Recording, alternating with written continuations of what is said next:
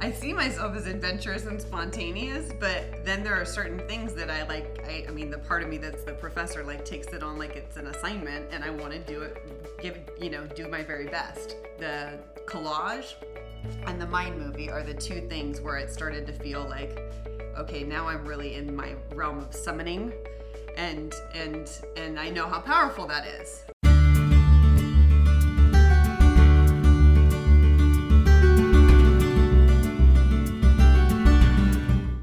Well, I was really excited because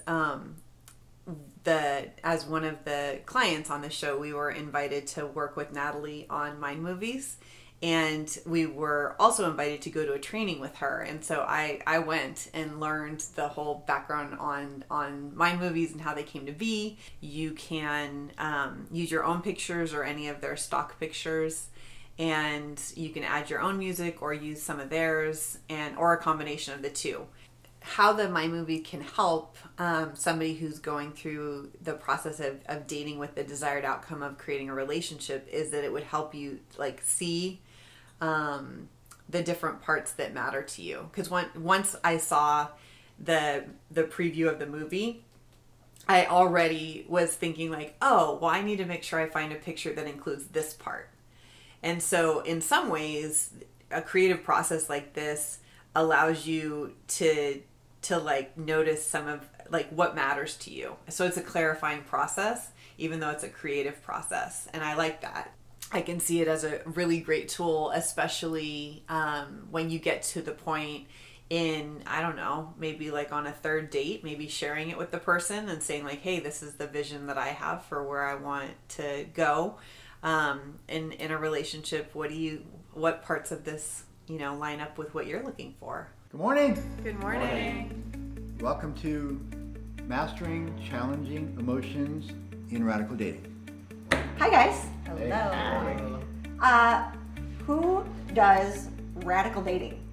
Who does that? I bet you guys had no idea what you were getting yourselves into, did ya? No. But what I want to say is that who does that are the people who are courageous, brave enough to get off the sidelines and go for what you really want.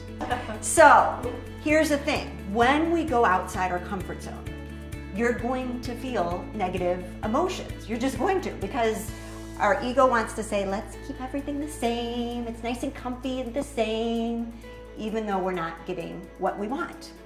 And so we make ourselves vulnerable. We put ourselves out there, and all of a sudden we're like, wait, this doesn't feel good. We want to hide, we want to protect, we feel naked in our vulnerability because we've pushed ourselves outside our comfort zone. So then the wall comes up, okay? And then I'm like, obviously wearing my heart on the sleeve does not work. So now I've got the wall, and the wall says, I've got it together, Scott. I've got it together, Michelle. Nothing's gonna affect me. And inside, I didn't want to show that I was a mess, that I felt like a mess, that I didn't feel good enough. And so, I had this great wall that was protecting me. But what happened is because I was ignoring this part of myself, or worse yet, judging this part of myself as crazy, wrong, not good enough, unlovable, that stuff would come out kind of sideways. By choosing these relationships that also needed healing in some way, but it came out sideways, in that we'd get together and it'd be like, I'm gonna fix you. No, you can't fix me. Okay, well then you fix me. No, you can't fix me. Okay, then we're just gonna explode and blow up our lives. Putting myself out there hurts, the wall hurts, and then I just kind of stopped. Like, I'll just kind of wait, maybe someone will want to look my way, and then maybe I won't be so afraid of rejection that I'll look their way. But I was this really pulled back, hidden self, and that didn't work either. I've gotten better at that, but it's taken, I'm a work in progress. I know that about myself. So it's taken time for me to get there. I like the possibility that that person that I'm going to meet in an hour or 3 hours could be this absolutely amazing person. So that part is exciting and just absolutely wonderful. All right, so here is my handy dandy image of what is really running us, okay? Just know that you're playing with 10% of your mind, right? So it's like, I want to be conscious, how can I be more conscious? And we've got that part of you that is going to integrate your ability to analyze, think and plan, and your short-term memory. Great. This is great for, trying to make yourself aware. But if we're not addressing what's going on under the other 96%, it's a little bit of a problem, because this is where this stuff leaks out. This is what I call the sideways emotion. So it's not the actual negative feeling that's an issue. It's actually how we push it down and then it comes out sideways. The pieces that I like the least are the stuff that are forcing us to focus on negative traits about ourselves, because I've already been through years of talk therapy, and I just didn't really see the benefit in revisiting all of that over and over and over again, because I'm already aware. Like, that was why I entered this program, because I was already self-aware, and so I don't need to be reminded of that constantly. So for me, it's more helpful to just kind of like look at it in a clinical way and be like, okay, these are the things that I want to change, and then have some fun, start dating. So traditional psychology, we're taught negative feelings are bad, they're wrong, they make us weak, they're not a good vibration, they're a lower vibration. But we got to take a step back and say, how is that working for us? And believe it or not, I've got this crazy philosophy that our emotions, especially our negative emotions, are here to help you get what you want. The deal is, though, is that the more we progress, so does your darn ego. So we've got all these crazy mechanisms that kind of want to keep us in place. Now, it's not this mean thing, it's not this mean-spirited thing about us, this is safety. So how the heck do we get ourselves out of this? If you're taught a way that you can receive these negative feelings and you're not shamed for it, you're not called crazy for it, right? Mm-hmm. But that's not taught to us.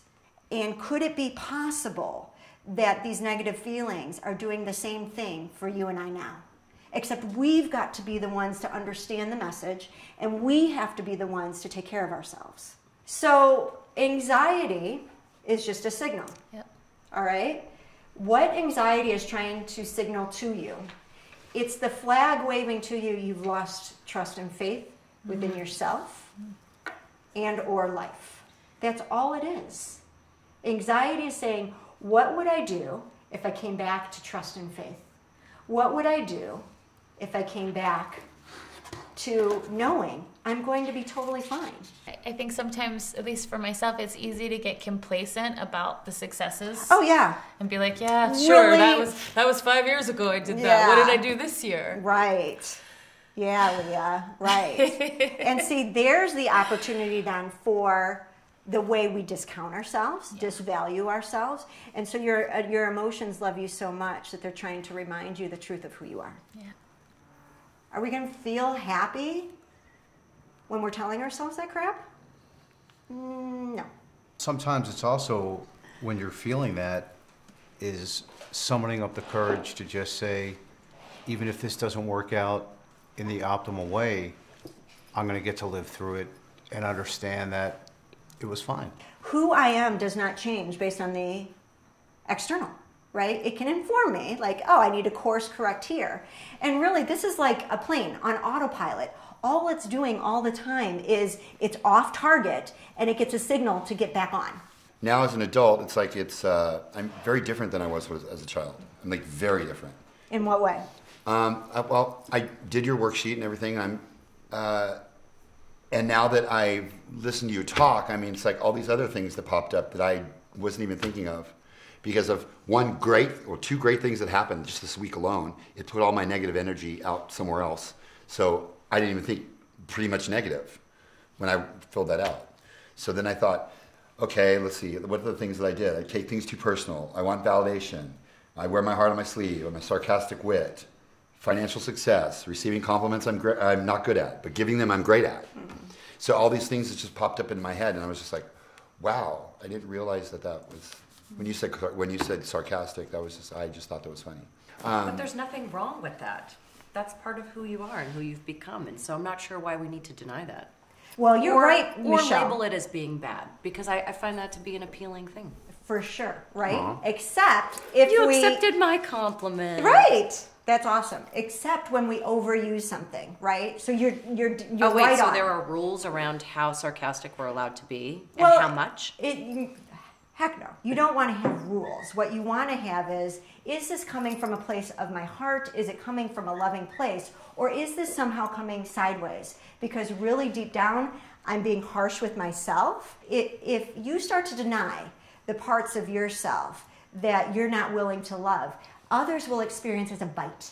And that's where it's the same thing. It's sarcasm, and sometimes it can be fun, and it is fun, right? Yeah. We love well, sarcasm. sarcasm equals intelligence to me. I Yeah. think if you can understand sarcasm and you can see the wit in it, it's awesome. Yes, is it becomes a protection mechanism for what you want. And then you're not getting what you want because you rely on that. And a part of you has pride because it's like, well, I'm more intellectual than you, so I'm going to show you my sarcasm. Yeah, I mean, I'm honing in on that particular emotion or expression. Which I guess. one? Sarcasm. You've got but the that sarcasm doesn't mean. too? But that doesn't mean that that's what defines me. That's not the only emotion that I ever have. That's not a coping mechanism that I have to shine a big light on. Like, it's just part of who I am. Yes. And does it ever come out biting? It can, I'm sure. Yeah. I don't know. I can't think of an example at the moment. So it's not to say, no one can be sarcastic. I mean, that's the fun of life. But you want that for your own self. This isn't about making other people feel good. It's the fact that when it comes out sideways, it's not going to feel good to you. Right. Especially as an empath. Because you're going to feel the effect that it has on others. And you're going to be like, that's not how I intended it. But I'm just saying, in general, I think it's okay to be who you are and not try to change your core personality.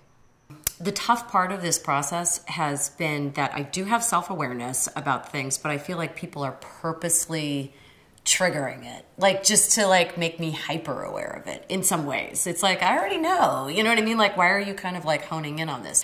So I'm not really sure how that's supposed to make me a better dater. Are there times for you, Scott, where you felt like you've unintentionally hurt someone or you felt misunderstood? People have taken things the wrong way when I've been sarcastic. Yeah. But to me, it's coming out differently than they're receiving it. Yes. So, I mean, nothing I ever do comes with malice or any negative. There's nothing behind it. So it's That's just what I'm saying. Like, he's not like doing it with malintent. No, you know what I mean? I understand And so that. sarcasm doesn't equal negativity. It doesn't equal biting. It doesn't equal that. But you see that it could. On the receiving end, somebody else might receive it that way. And what that is an opportunity to see that there may be a part that's still harsh with yourself that's coming out sideways towards another. That's how I see it play out. You're harsh with yourself. You're like, what? I'm used to being harsh with myself all the time. So you go out there and you're like, boom, and someone else is like, I'm not used to being that harsh with myself. They're like, holy crap, what did you just throw at me? And it's it is hurtful. So if it's happening, it's an opportunity to see, because the result is, if you're getting the results that you want, cool. But if you're getting results where you're pushing people away unintentionally, it's like, this is good information for me to have. What you started off with about, you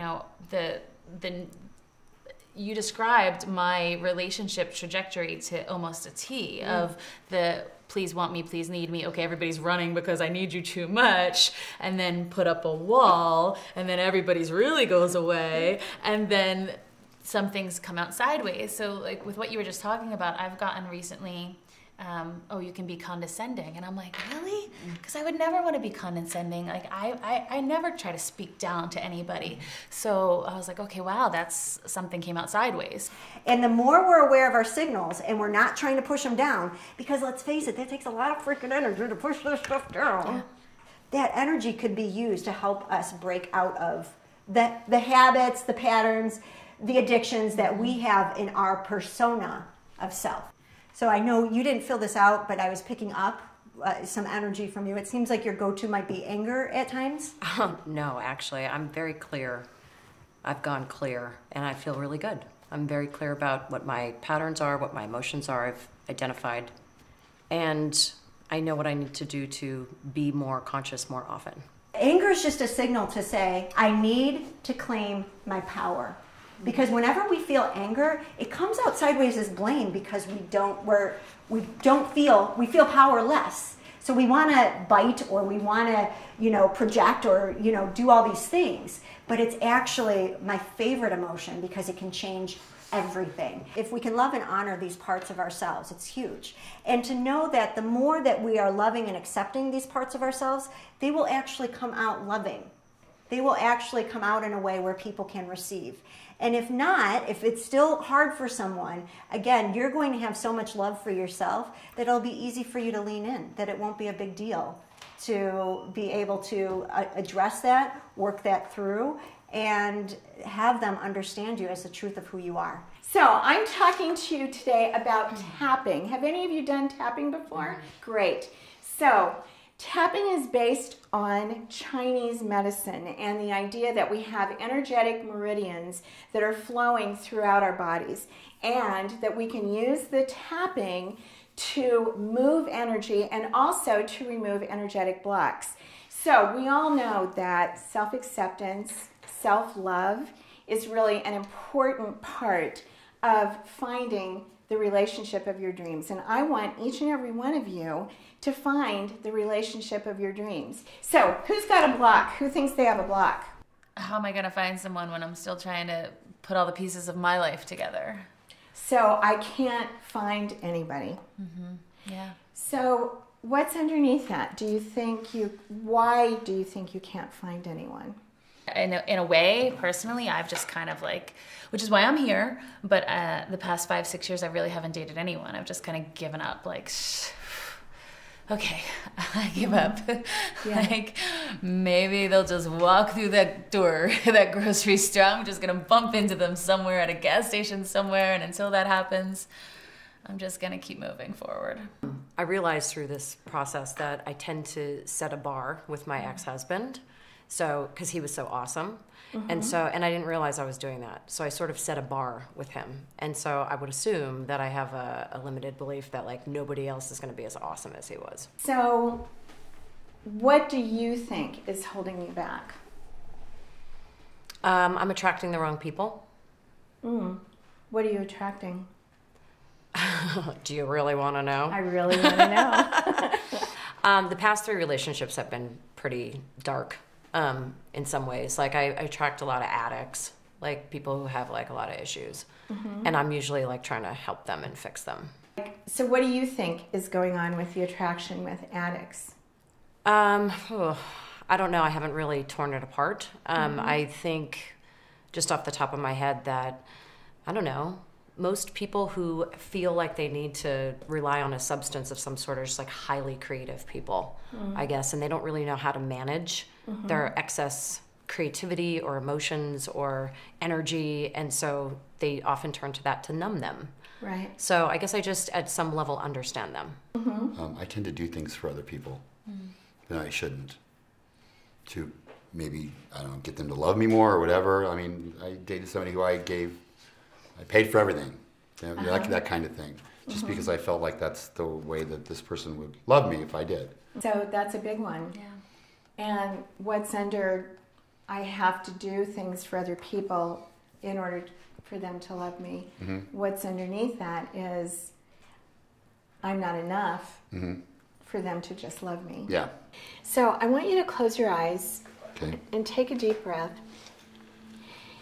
And I want you to try to think about if you have a memory of the first time that you remember doing something for someone to get them to love you. When I was younger, my mom she would write me a note, and I would walk through this huge complex we lived in to go buy her cigarettes at the Quick Stop. And I never complained about anything. I did everything that I was told, but I always did it because I always felt, well, she'll love me more if I do something like this for her. So when you would do that for your mother, how did it make you feel? Made me feel good when I brought them back and she was happy. So close your eyes again and think about a time when you were going out of your way, doing too much for someone where it didn't feel good. I was dating this person and got a flat tire. Not me. His car got a flat tire. So I took his car and got his tire fixed, and I got another tire fixed, and then I went and I washed his car for him. Came back and I didn't even get a thank you, and I was really upset over that. So the underlying statement under all of it is, I'm not enough. Yeah. So Leah, when you think about what's going on with you wanting to bring in a relationship, what are some of the thoughts, maybe some of the limiting beliefs that you think might be underneath some of that? Everyone leaves. No one sticks around. And why don't they stick around? Go ahead and close your eyes. God, this sounds even crazy to say, but like I'm too crazy to keep somebody around, or I'm too flawed. I'm too messed up. So, on a scale of 1 to 10, with 0 being no charge on this, and 10 being that it makes you feel really crappy and really bad, where would you say that you are with thinking about it and feeling about it? 9. You feel it a 9. It's a 10. Okay. We'll start off with the 4 fingers, and you're going from the outside of the eyebrow to the inside. So just keep tapping. All 4 fingers. All 4 fingers tapping in. And I want you to say, even though I'm not enough. Even though I'm not enough. I deeply and profoundly. I deeply and profoundly. Love. Love. Accept. Accept. And respect myself. And respect myself. Just the way I am. Just the way I am. Even though there's something wrong with me. I deeply and profoundly. I deeply and profoundly. Love, accept. Love, accept. And respect myself. And respect myself. Just the way I am. Just the way I am. Say it again. Even though I'm not enough. Even though I'm not in love. I deeply and profoundly accept, love, accept, and respect myself just the way I am. Yeah. Now come under your eyes, right where the bone is, right directly under your eye. Even though there's something wrong with me, I deeply and profoundly love, accept, and respect myself just the way I am. Now come with one hand under the nose. Even though I'm not enough, I deeply and profoundly love, accept, and respect myself just the way I am. Even though there's something wrong with me, I deeply and profoundly love, accept, and respect myself just the way I am. Now come down here with both hands, where the 2 bones are. Even though I'm not enough, I deeply and profoundly love, accept, and respect myself just the way I am. Even though there's something wrong with me, I deeply and profoundly love, accept, and respect myself just the way I am. Now come to the heart chakra, right here in the middle of your chest. Even though I'm not enough, I deeply and profoundly love, accept, and respect myself just the way I am. Even though there's something wrong with me, I deeply and profoundly love, accept, and respect myself just the way I am. Yeah. And now the last one, here under the, right where you would, if you were wearing a bra. I'm not enough. Even though I'm not enough, I deeply and profoundly love, accept, and respect myself just the way I am. Even though there's something wrong with me, I deeply and profoundly love, accept, and respect myself just the way I am. So take a breath and check in. And when you think of that on a scale of 0 to 10, where are you? I'd say like a 2. Like a 5. I don't really feel angry anymore. It's kind of weird. Though I do feel like I'm a little high. I feel like I'm I don't know. It's really weird actually. It feels like I'm floating a little bit. It's all vibrating around here right now, which is Move this kind of energy. What happens is the real you, which is totally enough. Thank you. is who you get in touch with. So keep on feeling that feeling of what it feels like to know that the truth is there's nothing wrong with you. I felt like I was okay in my own skin. Yeah. And I can look at things. I'm looking at the whole situation right now that used to make me so angry and upset, and I'm not even angry, upset. It's working on all the levels, physical, mental, emotional, spiritual. So when we're moving in all of those areas and moving the energy in all those areas, it's incredible. Yeah. I definitely still believe in the fairy tale love. It exists. I know it exists. I know people who have that kind of passionate fantasy fairy tale love, and I'm not giving up on that. Cinderella took a risk. She went out of the box. She created her own dress so that she could go to the ball where she wasn't invited, but she felt the need to go. And she met the man of her dreams.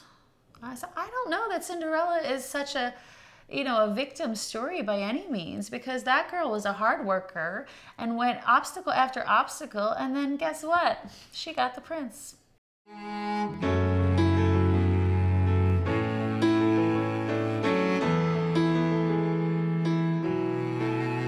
She hides well with makeup. She tries to lie. She's too good for that. The story